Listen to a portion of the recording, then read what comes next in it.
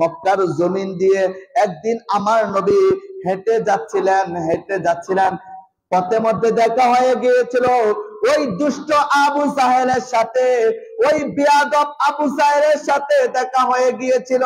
সেই দিন আবু জাহেল ডেকে বলে, এ মুহাম্মদ দাঁড়ান দাঁড়ান দাঁড়ান।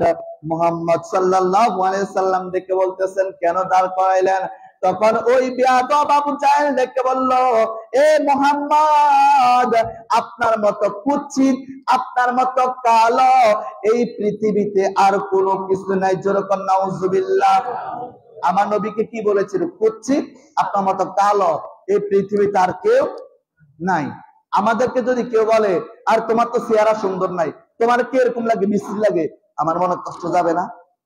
কথা বলে না, যাবে না? আপনাকে যদি বলে আপনার দাঁতটা ঠিক নাই, আপনার দাঁতগুলো দেখতে বিশ্রী লাগে, আপনার চোখটা ঠিক নাই, ট্যাগরা মানুষ আছে না? যদি তাকে যদি কেউ কিছু বলে তখন সে কষ্ট পায় না? কিন্তু আমার নবী কষ্ট পায় নাই। আমার নবীর সাথে সাথে বলে দিয়েছেন, সাদদাক্তা ইয়া আবু জাহেল, তুমি সত্য বলেছ, তুমি সত্য বলেছ। কি বলেছ? তুমি সত্য বলেছ।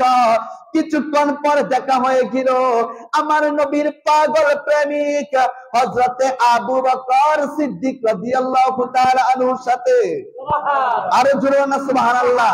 এবার সিদ্দিক আকবর ডেকে বলল, ইয়া রাসূলুল্লাহ, ইয়া হাবিবাল্লাহ, নবী গো, আপনার মতো এত সৌন্দর্যময় মানুষ, আপনার মতো এত নূরানি চেহারাওয়ালা, আপনার মতো এত নূরানি বডিওয়ালা মানুষ এই পৃথিবীতে আর হতে পারে? সুবহানাল্লাহ জোরে বলেন, আরে জোরে বলেন না সুবহানাল্লাহ।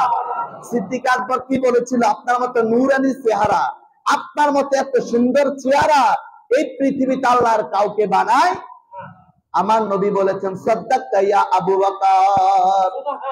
আরে জোরে না সুবহানাল্লাহ। ওই আবু জাহিল্লার কথাও বলেছেন, তুমি সত্য বলেছ। আবার আবু বকর কথাই বলেছেন, তুমি সত্য বলেছ। সাহাবাই কেরাম বিস্মিত হয়ে গেলেন, সাহাবাই কেরাম অবাক হয়ে গেলেন। এবার নবীকে ডেকে বলতেছে, ইয়া রাসূলুল্লাহ, আবু জাহেল আপনাকে কুৎসিত বলেছে, কালো বলেছে, আপনি বলেছেন সত্য বলেছ। আবার আবু বকর আপনাকে নূরানি চেহারা, সৌন্দর্যময় বর্ণনা করেছেন, আপনি বলেছেন সত্য বলেছ, সঠিক বলেছ। আপনি কিভাবে এটা বললেন আমরা তো বুঝতে পারি নাই। নবী আমার ডেকে বলে, শুনো শুনো ও সাহাবাই কেরাম, ওই আবু জাহেলের চোখে ছিল কাঠের চশমা। কিসের চশমা?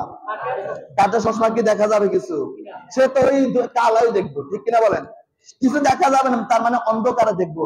তার চোখে আমার নবী অন্ধকার, এই জন্য সে আমার নবীকে বলেছে কুৎসিত, কালো। আর আবু বকরের চোখে ছিল নবীর প্রেমের চশমা। আবু বকর নবীর প্রেমের চশমা দিয়ে আমার নবীকে নূরানি চেহারাময় দেখেছে। আরে জোরে বলেন না সুবহানাল্লাহ। সাহাবাই কেরাম দেখে বলল, ইয়া রাসূলুল্লাহ, ইয়া হাবিবাল্লাহ, নবী গো, এটা কিভাবে সম্ভব?